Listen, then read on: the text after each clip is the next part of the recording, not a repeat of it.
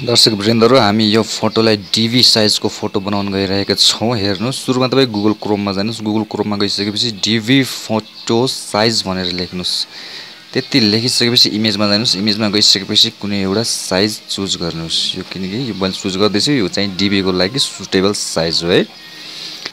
त्यो फोटो हामीले कहाँ सेभ गरेछौं अब त्यो खोजौं। हामीले डाउनलोड्स तल जाउँ डाउनलोड्स मा गइसकेपछि यो फोटो चाहिँ हामीले भर्खर गुगल क्रोमबाट सेभ गरेका हौं। यो फोटोलाई हामीले फोटोशपमा ल्याउँ। एउटा फोटोशप CS2 बाट मैले डिजाइन गर्न गइरहेको छु है। ल यो चाहिँ हो साइज हैन, डीबी को लागि सुटेबल साइज। यसको लागि हामीले के गर्नुपर्छ भने ल हेर्नुस्, अब हामीले के गर्नुपर्छ भने यो 600 बाइ 600 पिक्सल हुनुपर्छ है। 35 बाइ 45 mm को है। सुरुमा हामी कहाँ जाउँ भने सुरुमा टुल्समा गएपछि क्रपमा गइसकेपछि जहाँ यो पेन्सिल कलरको है तल त्यहाँबाट हामीले क्रप गर्नुपर्छ। पेन्सिल कलर त्यो कालो कलरको हैन, पेन्सिल कलरको। ल त्यहाँदेखि क्रप गर्ने। त्यसपछि इन्टर हानिसकेपछि यो चाहिँ डीबी को साइज हो।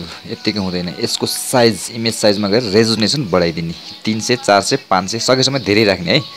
500 किनकि एकदम राम्रो क्वालिटी आउँछ। त्यसपछि यसमा चाहिँ हामीले के गर्ने भने हामीले खिचेर राखिएको फोटोलाई यहाँ चाहिँ ड्र्याग गर्ने।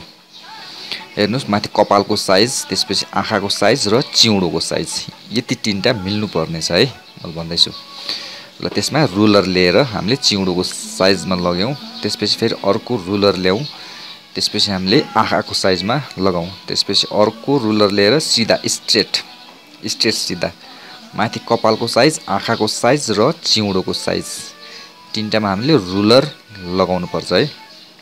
रुलर लगाइसकेपछि यो फोटोलाई त्यहाँ हामीले ड्र्याग गर्नुपर्छ। ब्याकग्राउन्ड व्हाइट हुनुपर्छ, क्लियर हुनुपर्छ, स्मुथ केही हुनु हुँदैन। फोटोशप एडिट गर्नु हुँदैन है। जस्तो खिचेको त्यस्तै दुईटा कान सिधा हुनुपर्छ।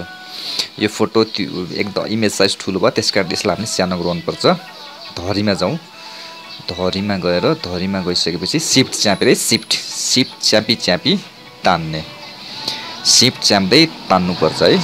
शिफ्ट च्याप्दै तान्ने।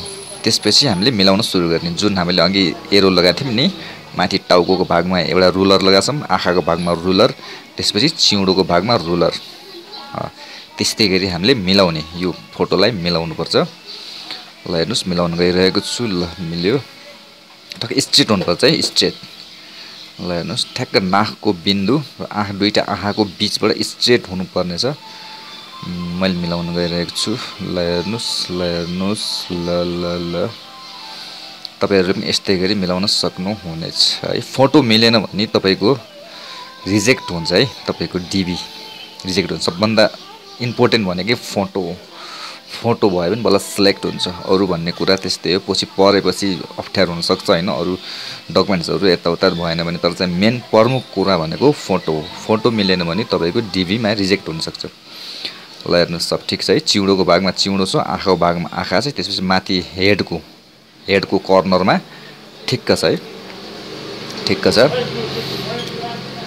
त्यसपछि यसलाई हामीले अब सेभ गर्नुपर्ने छ। यो चाहिँ डीबी साइजको फोटो हो है। ल यसलाई चाहिँ अब हामीले सेभ गर्न गइरहेका छौं। ल इमेज साइज हेर्नुस्, हामीले 300 रेजोल्युसन दिएछौं यो फोटोमा, एकदम राम्रो। त्यसपछि ल ठ्याक्कै हेर्नुस्, फाइलमा जानुस्। फाइलमा गएपछि सेभ एज गर्नुस् है। सेभ एज jpeg मा है। jpeg मा। त्यसपछि यहाँ नाम लेखिदिनुस्। आफ्नो कुनै ड्राइभमा गएर नाम लेख्नुस्। नाम लेखिसकेपछि यसलाई सेभ गरिदिनुस्। त्यसपछि हामीले कहाँ सेभ गरेको, यहाँ सेभ गरेछौं है। ल हेर्नुस्, यो फोटो हो।